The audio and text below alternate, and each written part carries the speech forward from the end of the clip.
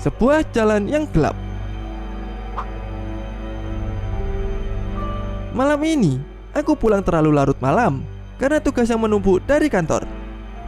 Dan sialnya lagi, jalan tercepat menuju ke rumah adalah dengan melewati jalan yang ada di gunung. Jalan tersebut begitu sangat sepi dan tak mungkin ada yang lewat pada saat jam segini. Dan satu-satunya penerangan hanyalah cahaya bulan dan lampu dari rumah-rumah pribadi. Sehingga aku pun memutuskan untuk mengendarai mobilku dengan cepat agar aku bisa sampai rumah. Namun di tengah perjalanan, tiba-tiba ada seorang pria yang melompat ke hadapanku. Aku pun dengan cepat langsung menginjak remnya tepat waktu. Pria tersebut pun berhasil selamat dan sekarang kini ia sedang berada di seberang jalan. Namun agar aku tak terlibat masalah, aku pun segera menginjak gas untuk kabur secepatnya dari tempat itu. Dan ketika aku mencoba untuk melirik ke kaca spion, aku melihat mata dari pria itu menatapku dengan marah. Aku pun lantas tak memperdulikannya dan tetap melajukan mobilku dengan cepat. Apakah yang sebenarnya terjadi?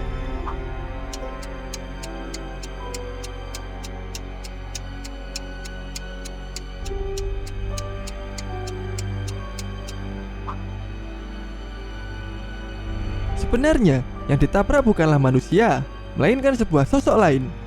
Sehingga tak jadi masalah meskipun ia sudah menabraknya. Dan yang menjadi masalah adalah pria itu mampu melihat sosok lain tersebut.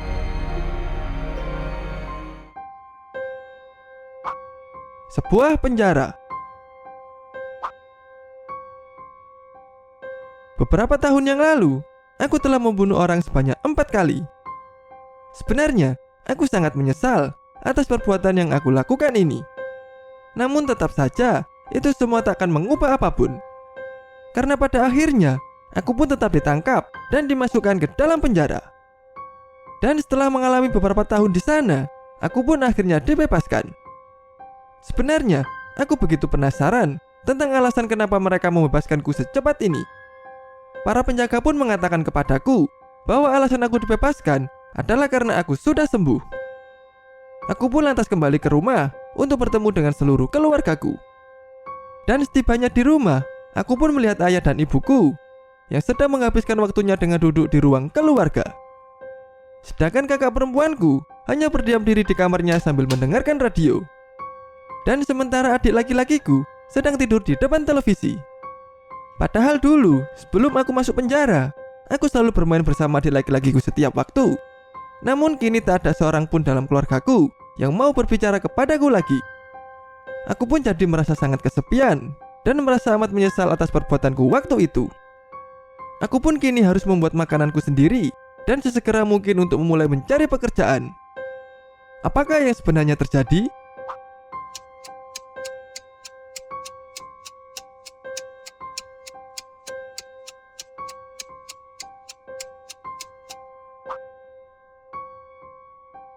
Sebenarnya, maksud dari penjara adalah sebuah rumah sakit jiwa. Dan 4 orang yang ia bunuh adalah seluruh keluarganya sendiri. Itulah yang menyebabkan tak ada seorang pun dalam keluarganya yang mau berbicara kepadanya lagi.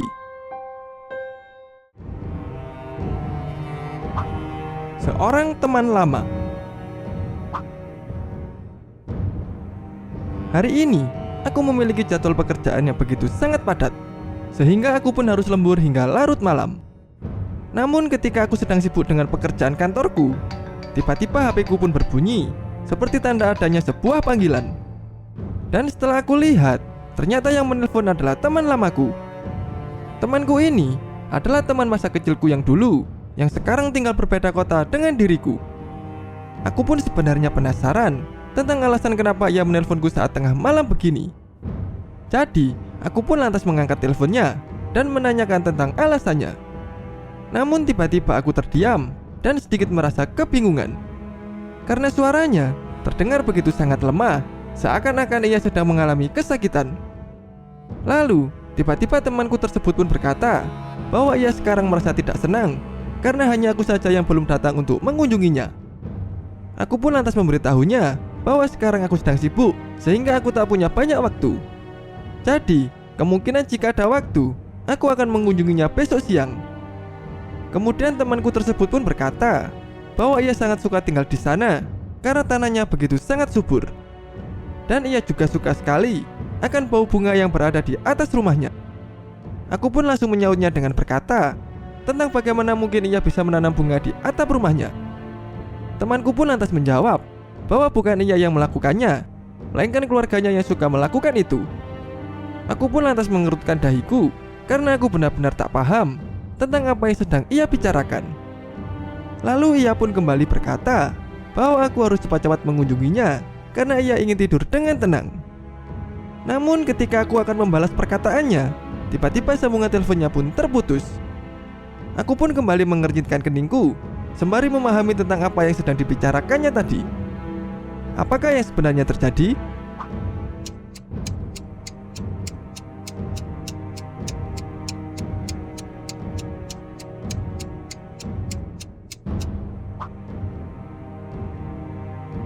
Sebenarnya, temannya tersebut sudah meninggal dan hanya ingin temannya datang untuk melayat agar ia bisa tenang di alam sana. Jadi, kemungkinan besar yang menelpon tadi adalah arwah dari temannya tersebut. Sebuah mimpi yang aneh. Beberapa hari ini, aku selalu bertanya-tanya tentang apa yang sebenarnya terjadi. Karena sejak awal bulan yang lalu, aku selalu memimpikan mimpi yang sama setiap kali, yang dimana aku memimpikan sebuah rumah yang sangat besar dan indah. Dan di dalam mimpi itu, aku selalu mencoba masuk ke dalam untuk menjelajahinya. Mulai dari pergi ke ruang tamu, kemudian naik ke lantai 2 untuk menjelajahi kamar tidurnya. Sebenarnya, aku selalu berpikir bahwa mungkin aku pernah berada di rumah tersebut, sehingga ingatan itu bisa tertanam di dalam alam bawah sadarku. Namun anehnya, aku sama sekali tak ingat bahwa aku pernah melihat rumah itu sebelumnya. Hingga suatu malam, ketika aku sedang dalam perjalanan pulang dari kantorku, aku memutuskan untuk mengambil jalan pintas, yang mana pada jalan itu, aku harus melewati hutan pinus yang begitu sangat lebat. Dan di tengah perjalananku, tiba-tiba aku melihat seperti cahaya dari kejauhan, yang tepat berada di antara bayang-bayangan pohon tersebut. Karena rasa penasaranku yang begitu tinggi, aku pun lantas mendekati cahaya tersebut. Dan setelah sampai, aku pun begitu sangat terkejut, karena ternyata itu adalah rumah yang ada di dalam mimpiku. Dan di depan rumah tersebut ada sebuah tulisan yang mengatakan bahwa rumah itu akan dijual. Aku pun jadi tertarik untuk membelinya, sehingga aku pun memutuskan masuk untuk menemui pemilik rumah tersebut. Setelah aku mengetuk pintunya beberapa kali, tiba-tiba ada seorang wanita tua yang keluar. Wanita tua itu pun lantas mengatakan tentang apa yang kuinginkan pada saat malam begini. Aku pun lantas menjawab bahwa aku hanya ingin membeli rumah yang besar ini. Namun, tiba-tiba wanita tua tersebut pun mulai menutup pintunya lagi. Aku pun lantas mencoba untuk menahan pintunya agar ia tidak bisa menutupnya. Lalu, tiba-tiba wanita tua itu pun berkata lagi bahwa aku tak mungkin mau untuk membeli rumah ini karena rumah ini sudah dihantui. Aku pun nyaris tertawa karena aku benar-benar tak percaya dengan adanya hantu. Dan sembari menahan tawa, aku pun lantas menanyakan lagi tentang hantu macam apa yang mau menghantui rumah yang besar ini. Sambil menahan ketakutan, wanita tua itu pun berkata bahwa hantu tersebut adalah diriku sendiri. Dan setelah mengatakan itu, wanita tua tersebut pun langsung menutup pintunya dengan keras. Apakah yang sebenarnya terjadi?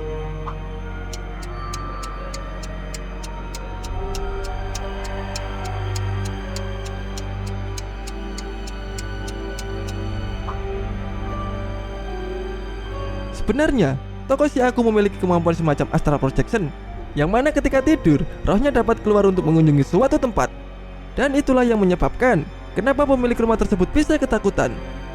Karena tanpa sadar, tokoh si aku telah menghantui rumah tersebut. Seorang wanita cantik. Malam itu, ketika waktu menunjukkan tepat pukul 1 malam, tiba-tiba aku mendapat sebuah pesan dari kekasihku. Pesan tersebut mengatakan bahwa aku harus segera datang ke rumahnya karena ada seorang penyusup yang datang mengobrak-abrik isi rumahnya. Aku pun dengan cepat langsung bergegas menuju ke rumahnya. Namun ketika aku hampir sampai, tiba-tiba muncul sebuah cahaya yang sangat silau. Dan tanpa sadar, ternyata aku telah ditabrak oleh mobil lain. Aku pun juga mendapati mobil pada bagian kiriku mengalami rusak yang sangat parah. Aku pun lantas benar-benar sangat marah, sehingga aku pun keluar sambil membawa sebuah tongkat. Namun ketika aku akan menghampiri mobil tersebut, tiba-tiba ada seorang wanita cantik yang keluar dari mobil tersebut. Wanita itu pun berjalan sambil menangis, serta berteriak memohon agar tidak dibunuh. Wanita itu pun juga berjanji bahwa ia akan mengganti semua kerugianku. Aku pun lantas mencoba untuk mengontrol semua emosiku dan menanyakan tentang apa yang sebenarnya terjadi. Lalu, wanita itu pun langsung bercerita banyak kepadaku. Dan setelah selesai, ia pun lantas memberikanku sebotol air dan sebuah makanan ringan. Serta ia juga memberikan sejumlah uang kepadaku, namun aku menolaknya. Dan setelah itu, ia pun mulai berhenti menangis dan menunjukkan senyum yang manis kepadaku. Hingga besoknya, ketika aku sudah terbangun, aku seperti merasa bahwa semua yang aku lalui hanyalah sebuah mimpi. Dan seketika itu pula, aku pun tersadar bahwa ada sesuatu yang aneh dari kamarku. Apakah yang sebenarnya terjadi? Dan bagi kalian yang tahu akan jawaban riddle yang terakhir, coba tulis jawaban kalian di kolom komentar.